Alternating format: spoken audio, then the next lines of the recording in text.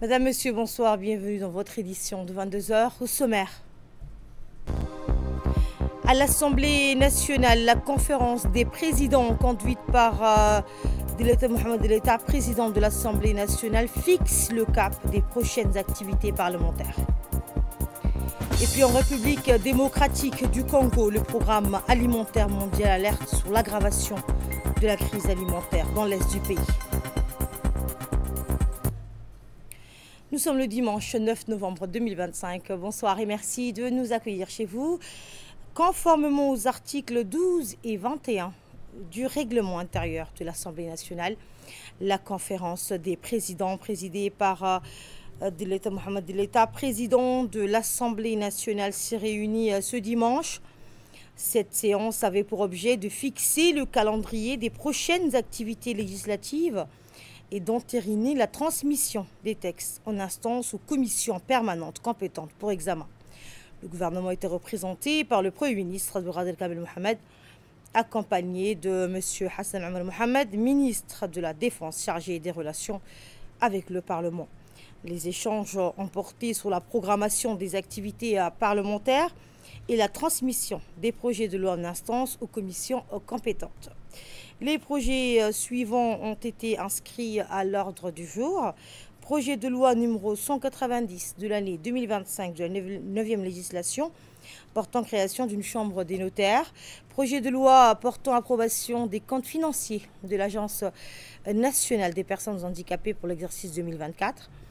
Projet de loi portant approbation des comptes financiers de l'Office djiboutien de la propriété industrielle et commerciale pour l'exercice 2024 toujours. Projet de loi portant approbation des comptes financiers du Fonds de développement économique et de Djibouti pour l'exercice 2024. Et enfin, projet de loi portant création de l'autorité nationale de cybersécurité examinée selon la procédure d'urgence. À l'issue des délibérations, la conférence des présidents a approuvé le programme de travail des commissions permanentes et a fixé la date de la prochaine séance plénière au mercredi 12 novembre prochain. Et toujours à l'Assemblée nationale sous la présidence de la députée Ileya Ismail Guedi, la commission de la production et des échanges élargie à la commission du développement social et de la protection de l'environnement, présidée par le député Kamel Hamed, s'est réunie aujourd'hui pour examiner le projet de loi portant Start-up Act Djibouti. Le gouvernement était représenté par Mme Mariam Hamadou Ali, ministre déléguée chargée de l'économie numérique et de l'innovation, accompagnée de ses proches collaborateurs. Au terme de discussions constructives et enrichissantes, la commission de la production a émis un avis favorable au projet de loi assorti de propositions d'amendement et a décidé de le transmettre à la prochaine séance publique pour examen et adoption.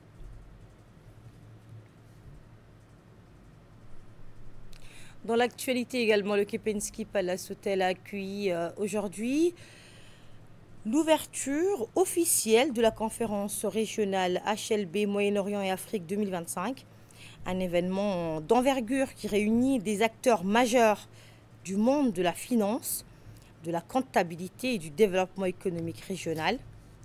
Cette conférence, qui se tiendra jusqu'au 12 novembre, marque trois jours d'échanges et de réflexion stratégique autour du développement économique dans la région.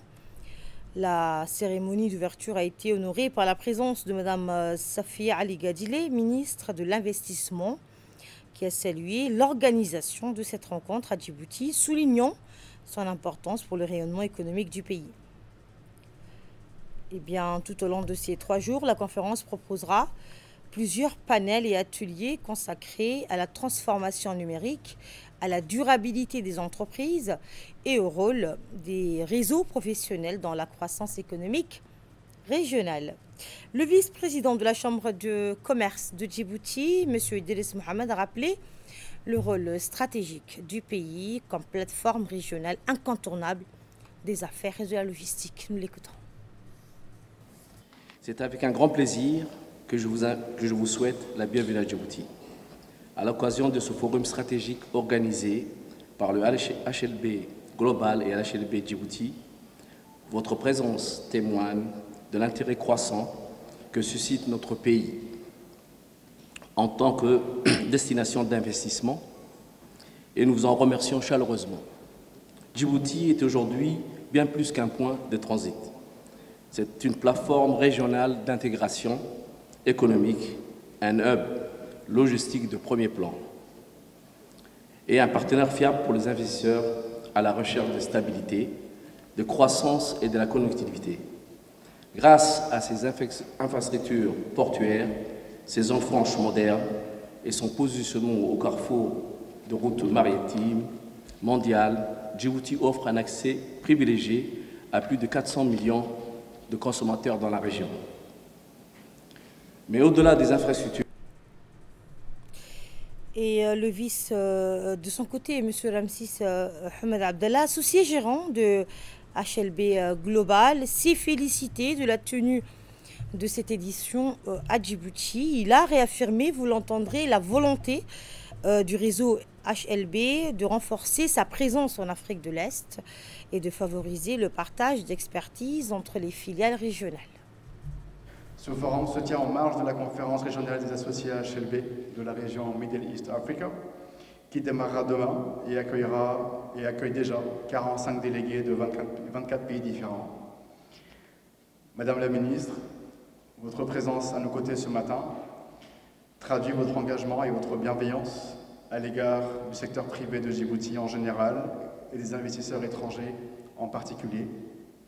Cette même bienveillance qui se traduit dans les actions du gouvernement djiboutien et qui a toujours fait partie intégrante de la gouvernance du président de la République, son Excellence, M. Ismail Omar Guelleh.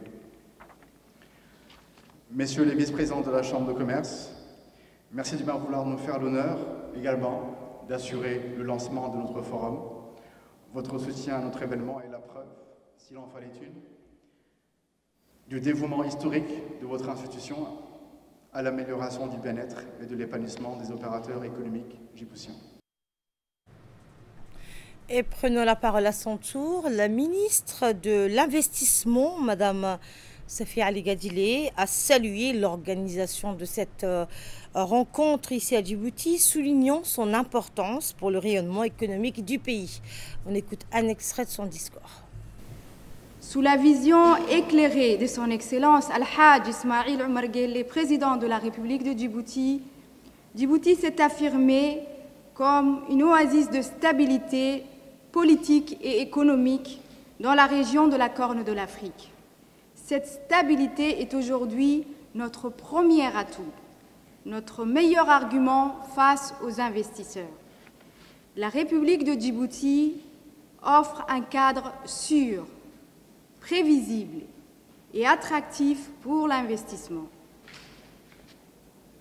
À vous, chers investisseurs présents, je vous remercie de l'intérêt manifeste que vous portez à notre nation. Je vous souhaite officiellement la bienvenue en République de Djibouti, un territoire qui se distingue par sa richesse culturelle et surtout par l'étendue illimitée de ses possibilités et de ses perspectives économiques. La position géostratégique de Djibouti, carrefour stratégique entre l'océan Indien et la mer Rouge, reliant l'Europe, l'Asie et l'Afrique, confère à notre pays un potentiel considérable. Notre vision est claire. Nous aspirons à consolider notre statut de hub logistique majeur et de pôle régional pour le commerce maritime d'ici l'horizon 2035. L'Afrique, animée d'une détermination sans faille, s'avance résolument vers son intégration économique, notamment à travers la zone de libre-échange continentale africaine. Dans le reste de l'actualité, l'autorité de régulation multisectorielle de Djibouti, en partenariat avec l'Union internationale des télécommunications, a organisé aujourd'hui un atelier consacré à la stratégie nationale et à la réglementation du spectre des fréquences radioélectriques.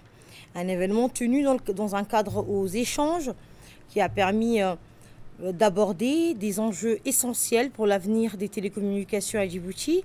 Cet atelier a rassemblé un large panel de participants issus de diverses institutions publiques et privées, illustrant ainsi l'importance stratégique de la gestion du spectre dans le développement des communications électroniques. Parmi les participants figuraient des représentants du ministère de la Communication, de la RTD, notamment l'ingénieur Nouh Abdillahi Guedi, chef du service émetteur, ainsi que des représentants des forces de l'ordre et de sécurité, en plus d'autres acteurs institutionnels. À la requête des États membres par rapport à des assistances au niveau technologique et particulièrement au niveau des radiofréquences. Donc c'est plutôt le rôle du bureau de développement, c'est l'accompagnement, l'assistance et l'implémentation de projets, bien sûr, en coordination avec les autres bureaux et en respectant les régulations qui sont mises en place et les règles qui sont mises en place par les autres bureaux. Notre bureau, le bureau du développement, a en mission d'essayer d'accompagner les administrations par rapport à l'implémentation des régulations qui sont en place, aussi par rapport à la gestion des technologies et IMT, donc le 3G, le 4G, le 5G, à la gestion d'interférences, la gestion de spectre, mais aussi il y a une composante de capacity building, donc de mise en place de programmes pour accompagner la formation. L'objectif principal de cette rencontre était de renforcer les compétences nationales en matière de régulation du spectre, partager les meilleures pratiques et informer les acteurs du secteur sur les évolutions récentes observées au niveau international. Dans son intervention, le directeur de la RMD, M. Abdi Elmi Ashkil, a souligné que cet atelier constitue une occasion de réflexion et de proposition visant à améliorer la gestion du spectre radioélectrique. Je vous propose à présent de suivre un extrait de son intervention. Je voudrais avant tout exprimer au nom de l'autorité des régulations de Djibouti nos sincères remerciements à l'Union internationale des télécommunications pour l'appui constant qu'elle apporte à notre pays dans le domaine du renforcement de nos capacités techniques et institutionnelles. Grâce à son soutien, notamment la mise à disposition d'experts chevronnés, nous avons pu bénéficier d'une assistance technique précieuse dans un domaine aussi stratégique que la gestion du spectre électronique. Permettez-moi également de rappeler qu'une première mission des experts de l'IUT a eu lieu en avril dernier. Cette mission a permis de rencontrer les principales parties prenantes du secteur, d'analyser le cadre existant et de réfléchir à une stratégie nationale de gestion du spectre adaptée à notre contexte. Aujourd'hui, nous voilà réunis. Une phase de restitution, un moment clé du processus qui nous offre l'occasion de discuter des conclusions, des recommandations et des pistes d'action que nous allons mener. Monsieur Faisal Khair Shirdan, directeur du développement des TIC et représentant du ministre de la Communication à cette cérémonie, a pour sa part souhaité la bienvenue aux participants et encouragé les échanges interactifs afin de faire émerger des recommandations essentielles pour l'avenir du secteur. On l'écoute. C'est un honneur pour moi de prendre la parole au nom de son Excellence, Monsieur le ministre de la Communication, chargé des postes et des télécommunications, Monsieur Radouane Abdillahi Bardon, et d'ouvrir cet atelier de validation de la stratégie nationale de gestion du spectre des fréquences. Et je vous prie de bien vouloir d'abord excuser son Excellence, Monsieur le ministre de la Communication, qui n'a pas pu se joindre à nous ce matin en raison d'un engagement gouvernemental imprévu et de dernière minute. Il m'a cependant chargé de vous transmettre ses salutations les plus cordiales et surtout de vous assurer de l'importance capitale qu'il accorde personnellement à la réussite de cet atelier sur la gestion du spectre des fréquences. Donc, je rejoins le dire de Monsieur le Directeur Général de l'ARMD pour d'abord remercier chaleureusement l'Union internationale des télécommunications pour son assistance technique inestimable et surtout pour avoir mis à la disposition de l'autorité de régulation multisectorielle de Djibouti des experts de grande qualité. Leur expertise a été le socle de la démarche stratégique engagée par l'ARMD pour une gestion des spectres radioélectriques à la hauteur de nos ambitions nationales. Mesdames et messieurs, cet atelier est l'étape la plus importante. C'est le moment de la concertation nationale. Votre présence, chers représentants, est la preuve de votre engagement. Donc, nous vous invitons à examiner de manière constructive et critique les propositions qui vous seront présentées. Il est essentiel que les recommandations et les plans d'action soient pertinents par rapport aux réalités djiboutiennes, ambitieux pour l'avenir numérique de notre pays et opérationnels et applicables par l'ARMD à toutes les entités concernées. Donc, je souhaite à tous les participants des échanges fructueux et éclairés. Sur ces mots, je déclare l'atelier ouvert et je vous souhaite plein succès dans vos travaux. Je vous remercie. Et dans le reste de l'actualité, ce matin, l'Académie militaire interarmée d'Arta a accueilli le chef d'état-major général des armées, le général de corps d'armée Zekele Cheikh Ibrahim. Une visite consacrée à l'évaluation du niveau de formation des stagiaires et de l'état d'avancement des infrastructures de l'institution.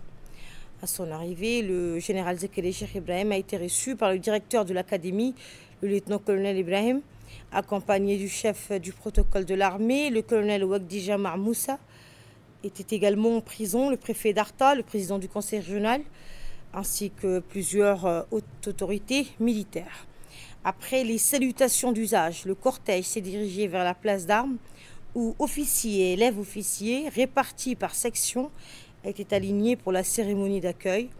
Le chef d'état-major, après avoir rendu les honneurs au drapeau du corps, a passé les troupes en revue, observant de près la présentation, la tenue et la cohésion des stagiaires. Une inspection qui a mis en évidence la bonne discipline et la qualité de l'encadrement au sein de l'académie.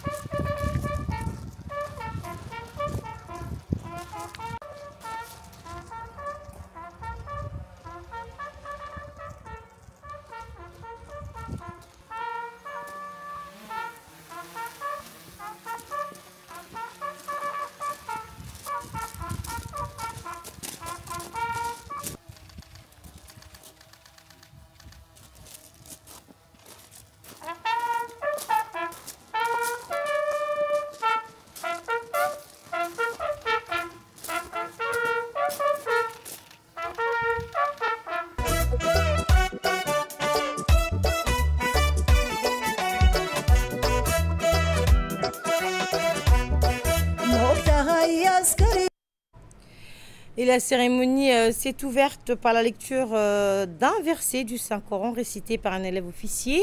Le directeur de la MIA a ensuite pris la parole pour dresser un bilan des activités de l'institution et adresser un message d'encouragement et de remerciement à l'ensemble du personnel. Regardez. Bismillahirrahmanirrahim. قال سننظر أصدقت أم كنت من الكاذبين اذهب بكتابي هذا فألقه إليهم ثم تولى عنهم فانظر ماذا يرجعون قالت يا أيها الملأ إني ألقي إلي كتاب كريم إنه من سليمان وإنه بسم الله الرحمن الرحيم ألا تعلوا علي وأتوني مسلمين قالت يا أيها الملأ أفتوني في أمري ما كنت قاطعة أمرا حتى تشهدون قالوا نحن أولو قوة وأولو بأس شديد والأمر إليك فانظري ماذا تأمرين صدق الله العظيم. Mon général, c'est avec une grande fierté et une profonde émotion que je prends la parole aujourd'hui à l'occasion de cette cérémonie marquant la fin de formation initiale des élèves officiers de la 17e promotion au sein de notre prestigieuse Académie militaire. Cette étape importante consacre des mois d'efforts, de discipline, de sacrifices et de dépassement de soi. Ils ont fait le choix d'un engagement noble, celui de servir la nation, de défendre son intégrité, sa souveraineté et les valeurs fondamentales qui unissent notre peuple. Ici, à l'Académie, on leur inculque le fondement du métier des armes, la rigueur, la loyauté, la solidarité et le sens du devoir. Ils découvrent aussi ce que signifie véritablement commander, non pas en imposant, mais en inspirant, non pas en exigeant, mais en montrant l'exemple en tout temps et en tout lieu. L'officier est avant tout un chef. Il incarne la droiture, la responsabilité et la détermination. Il se tient debout, dans la victoire comme dans l'épreuve, et ne renonce jamais à sa mission. Il se rend appelé à assumer cette responsabilité avec courage et humilité. À travers les 3 années de formation, on les prépare à affronter les nouvelles formes de menaces, l'évolution des technologies et les exigences croissantes de nos engagements régionaux et internationaux. Ils sont la nouvelle génération d'officiers, celle qui devra conjuguer tradition et innovation, force et intelligence, fermeté et humanité. Je tiens à saluer le dévouement des officiers commandants de promotion, les instructeurs et cadres de soutien qui, par leur expérience et leur abnégation, vont leur transmettre le savoir, le savoir-faire, le savoir-être propre à notre institution. Leur mission n'est jamais facile, mais leur réussite se mesure aujourd'hui dans la fierté que nous lisons sur leur visage. Chers élèves officiers, demain, vous rejoindrez le corps et formation des forces armées djiboutiennes, de la garde républicaine, de la gendarmerie et de la garde-côte. Vous serez observés, jugés et même imités. Soyez à la hauteur de la confiance que la nation place en vous. Soyez des chefs justes, exigeants, mais aussi bienveillants. Portez haut les couleurs de nos institutions, dans l'honneur et la dignité. Vous, élèves officiers de première année, que cette cérémonie soit pour vous le symbole d'entrée dans la vie d'élève officier dans un premier temps et celui d'une vie de service, d'engagement et de fidélité en tant qu'officier.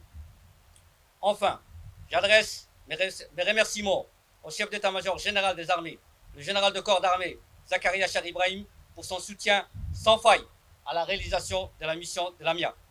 Aux autorités d'Arta, M. Hassan Dabali, préfet de la région d'Arta, et M. Elmi Bouh, président du conseil régional. Je remercie aussi les colonels présents ici, qui représentent les institutions de défense et de sécurité. Je remercie également le colonel Ibrahim Zakaria Char Ibrahim et la DGRI pour leur soutien permanent à l'AMIA. Je tenais aussi à terminer mon discours par une citation préférée du Semga. Merci pour votre attention. Et les invités ont ensuite assisté à 2 démonstrations tactiques exécutées par les élèves officiers de 3e année. La première, un exercice de coup de main simulait une opération de prise d'objectif rapide, illustrant la planification, la mobilité et la coordination d'une unité en terrain hostile. La seconde démonstration, axée sur l'introduction au tir de combat, a permis d'évaluer la précision et la maîtrise technique des participants. Ces exercices menés avec rigueur et réalisme ont mis en lumière la progression des stagiaires et la qualité du programme d'instruction dispensé à la MIA.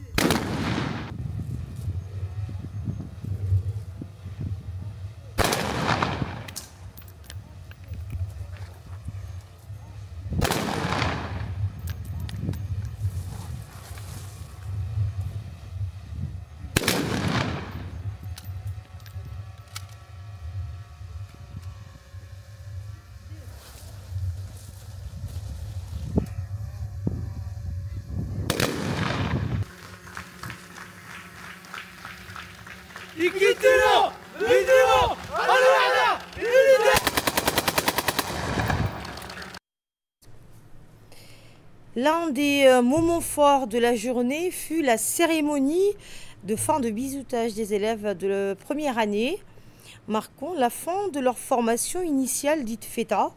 Sur la place d'Armes, dans un silence empreint de solennité, les stagiaires ont pris place face à leurs aînés de deuxième année.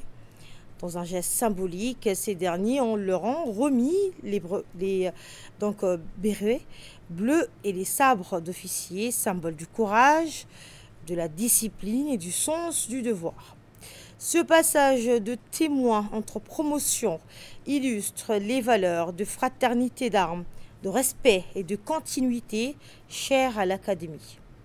L'émotion a été palpable lorsque les nouveaux reçus ont porté leur béret pour la première fois, signe donc visible de leur intégration dans la grande famille militaire. Les sabres, quant à eux, rappellent la responsabilité et l'honneur attachés à la fonction d'officier. La cérémonie s'est achevée dans une ambiance solennelle en présence des instructeurs, des cadres et de l'ensemble des stagiaires, avant une photo de groupe rassemblant les lauréats et les autorités militaires.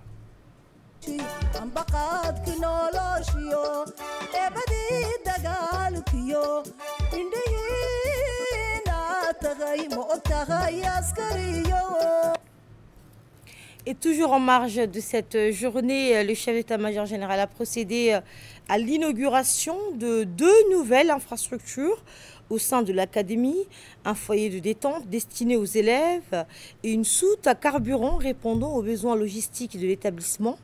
Le foyer, conçu pour les moments de repos et de convivialité, vise à renforcer la cohésion entre les stagiaires.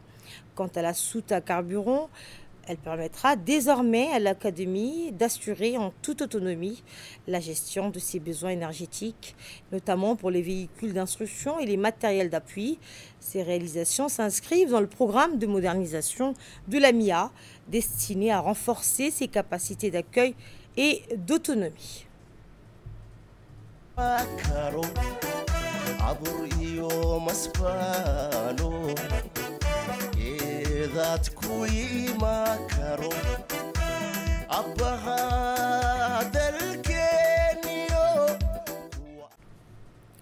À Djibouti, 1000 jeunes filles écrivent une nouvelle page de leur histoire grâce à un projet ambitieux qui mise sur l'autonomie et l'avenir au féminin. Regardez, c'est un magazine de la rédaction réalisé par Mohamed Hamed.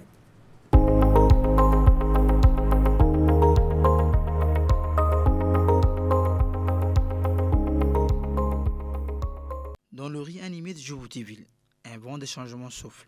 1000 jeunes filles, 1000 destins et une même promesse, celle d'un avenir meilleur.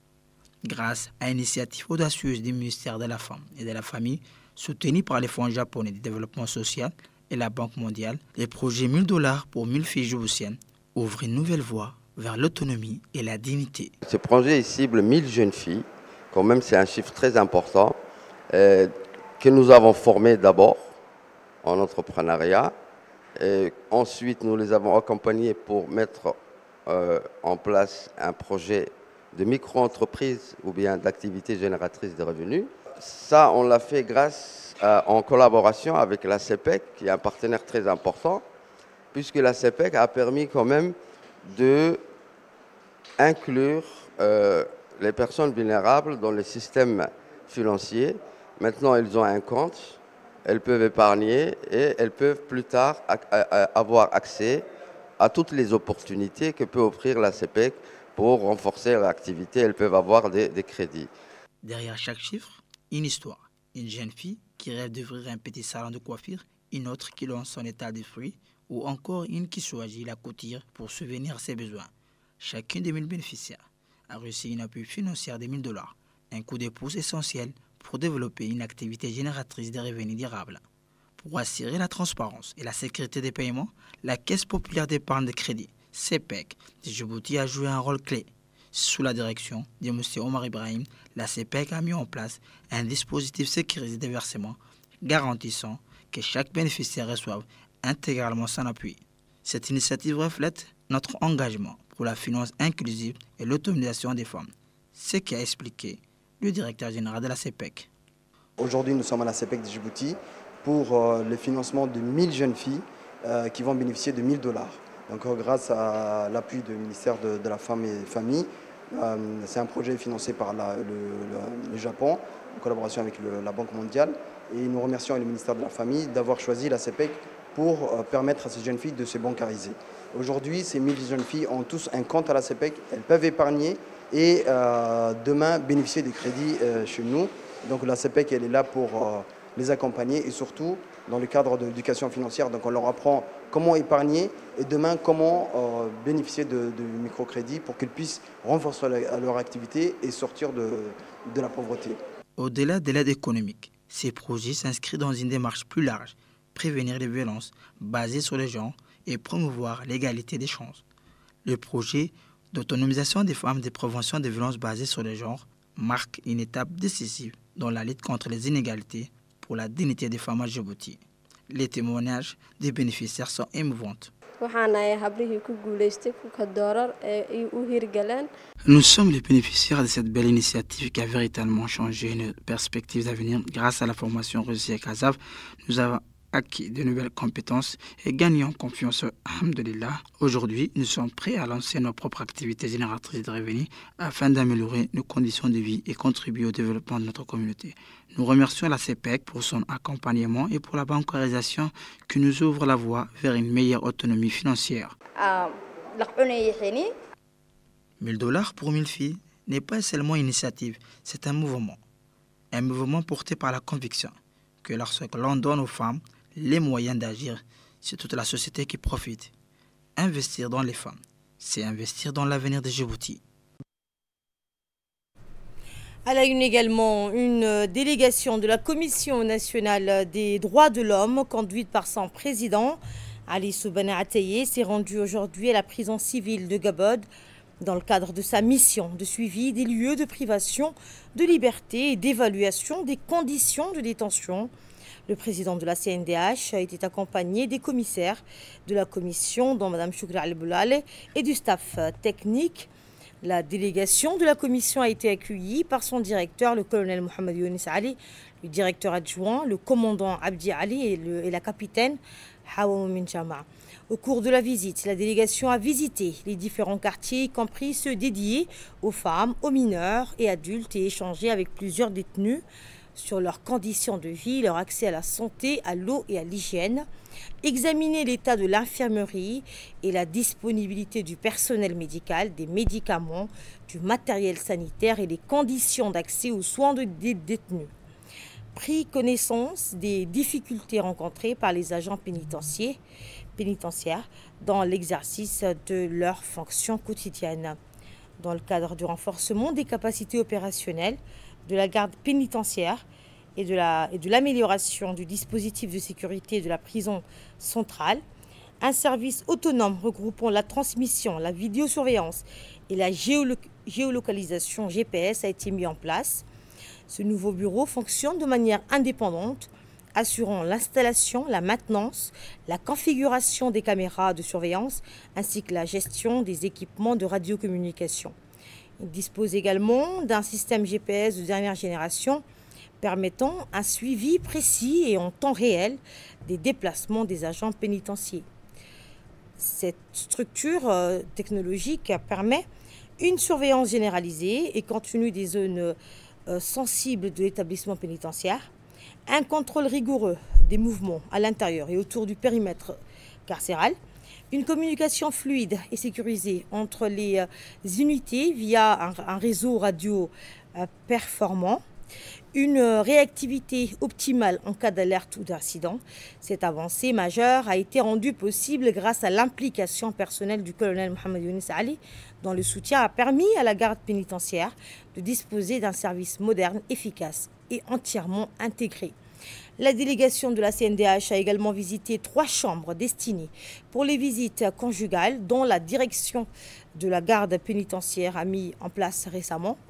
Selon des règles bien précises, ces chambres permettront que les prisonniers pourront rencontrer et passer au moins 24 heures ensemble avec leurs épouses ou époux. Ici, donc, le temps d'un instant. Ces chambres, elles sont davantage destinées à resserrer les liens familiaux.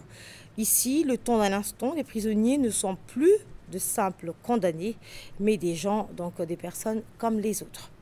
La CNDH, la Commission nationale des droits de l'homme, a noté avec satisfaction que les recommandations issues de la dernière visite de contrôle, notant que durant la visite, la Commission nationale des droits de l'homme, les membres de la commission, avec à sa tête son président, a remis à la direction de la prison civile de Gabon 2 climatiseurs destinés pour les quartiers femmes et mineurs en vue d'améliorer les conditions de détention. Cette fourniture de dons s'inscrit dans le cadre du projet d'amélioration du mandat et des pratiques de la CNDH financé par l'Union européenne. Je vous l'annonçais en titre, le programme alimentaire mondial alerte sur une aggravation dramatique de la crise alimentaire dans l'Est de la République démocratique du Congo, où la violence et les déplacements massifs ont plongé près de 25 millions de personnes dans l'insécurité alimentaire. Le PAM réclame 350 millions de dollars d'urgence pour éviter une rupture totale de l'aide d'ici mars 2026. Faute de financement et d'accès humanitaire, des millions de familles sont contraintes de sauter des repas et de vendre leurs biens pour survivre. Et c'est ainsi que s'achève ce journal de 22h. Merci de votre fidélité.